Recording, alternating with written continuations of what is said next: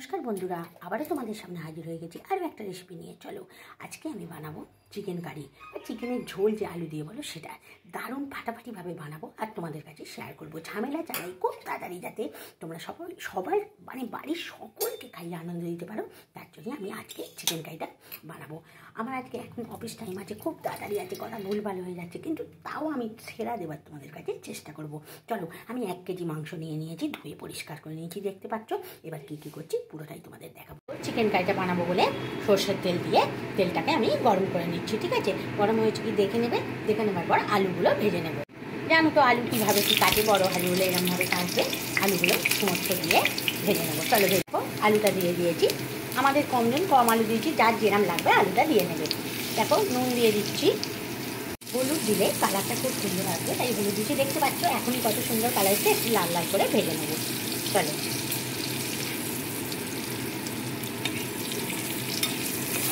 দেখো খুব সুন্দর ভাজা হয়ে গেছে।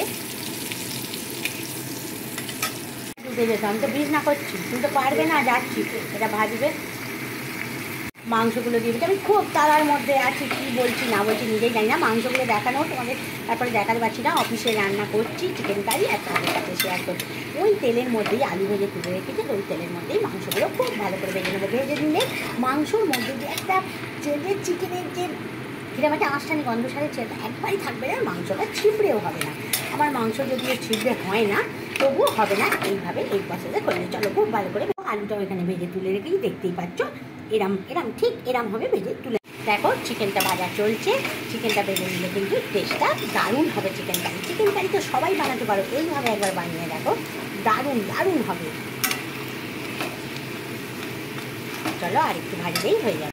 এবার কড়াইতে ওই তেলেতেই তেজপাতা, এলাচ, দারচিনি, জিরে, গোটা জিরে দিয়ে দিলাম। এবার এগুলোর একটু সুন্দর গন্ধ আসা পর্যন্ত একটু নাড়াতে চাড়াতে হবে। মাংসটা ভেজে আমি তুলে রেখেছি, এবার কী কী করছি দেখাচ্ছি। দেখো, একটু নাড়াচাড়া করে এবার পেঁয়াজগুলোকে এইভাবে কুচিয়ে নিয়েছি। একটু ছোটো ছোটো করে কুচিয়ে নেবে, যতটা পারবে কুচিয়ে এই তেলের মধ্যে এবার ভাজবে। চলো, এইভাবে পেঁয়াজটা ভাজা চলছে। চলো, আমরা এবার মাংসটাকে একটু ম্যারিনেট করে নেব। এটা ম্যারিনেট করতে হবে। কাশ্মীরি লঙ্কা গুঁড়ো দিয়ে দেবে, 1-2 চামচ দিয়ে দেবে। ঠিক আছে, এটা একটু ঝাল হবে না, খালি রঙটা সুন্দর আসবে। দিয়ে দিচ্ছি টক দই, দেখো 2 চামচ। ধনে গুঁড়ো দিতে হবে,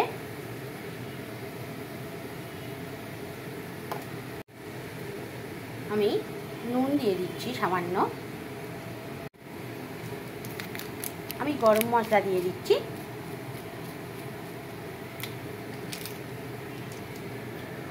আমি কাঁচা লঙ্কা দিয়ে দিচ্ছি। এবার খুব ভালো করে এটা ম্যারিনেট করতে করতে কিন্তু পেঁয়াজটা আমার ভাজা হয়ে গেছে। এইভাবে ম্যারিনেট করলে, দই দিলে কিন্তু মাংসটা অনেক সফট হবে। এমনিতেই ভেজে রেখেছিলাম, এইভাবে মাখালে আর কিচ্ছু মশলা দিতে লাগবে না। চলো, কী কী করছি দেখো।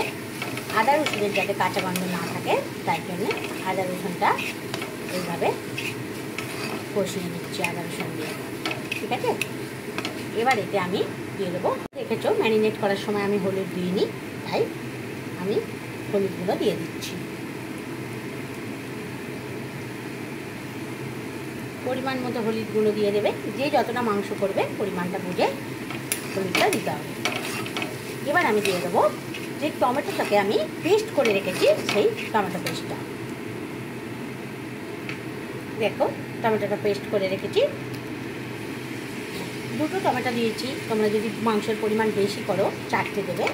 ঠিক আছে, এইভাবে পেস্ট করে দিলে কিন্তু কালারটাও খুব ভালো আসবে, টমেটো তাড়াতাড়ি কুক হয়ে যাবে। চলো, ভেজে নিই। নিজে থেকে তেল রিলিজ হতে শুরু করে দিয়েছে। এই অবস্থায় আমি ভেজে রাখা আলুগুলো দিয়ে দিচ্ছি। আলুগুলো দিয়ে আবারও একটু কষিয়ে নেব। যত ভালো করে কষাবে ততই কিন্তু টেস্টি হবে।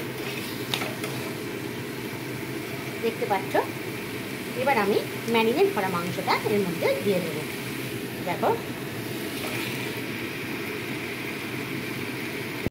এটাকেও কষাতে হবে খুব ভালো করে। তারপর দেখবে একটু চাপা দিয়ে দেবে, দেখবে নিজে থেকেই জল বেরোচ্ছে। তারপর জল দেখো খুব ভালো করে কষাচ্ছি। এই মতো অবস্থায় আমি একটু গ্যাসের ফ্লেমটাকে লো করে দিয়ে একটু চাপা দিয়ে দেবো, দেখবেন নিজে থেকে জল বেরিয়ে। চলো দেখো ঢাকনাটা খুলে নিচ্ছি। দেখো এবার আমি একটু জল দিয়ে দেবো সিদ্ধ হওয়ার জন্য, পরিমাণ মতো জল দিয়ে দেবে। বন্ধুরা আমি খুব তাড়ায় আছি, তাই জলটা একবার দিয়ে ফেলেছি, একটুখানি জল দিয়ে দেবে, পরিমাণ মতো জল দিয়ে দেবে। দিয়ে জল দিয়ে দিয়েছি, আর কিচ্ছু না। এবার ঢাকনাটা দিয়ে দিলাম সেদ্ধ হওয়া। চলো চলো দেখো এরকম দেখতে হয়েছে, ফাটাফাটি দেখতে হয়েছে না? চলো সিদ্ধও হয়ে গেছে। চলো গ্যাসের ফ্লেমটাকে অফ করে দিই, নামিয়ে নিয়ে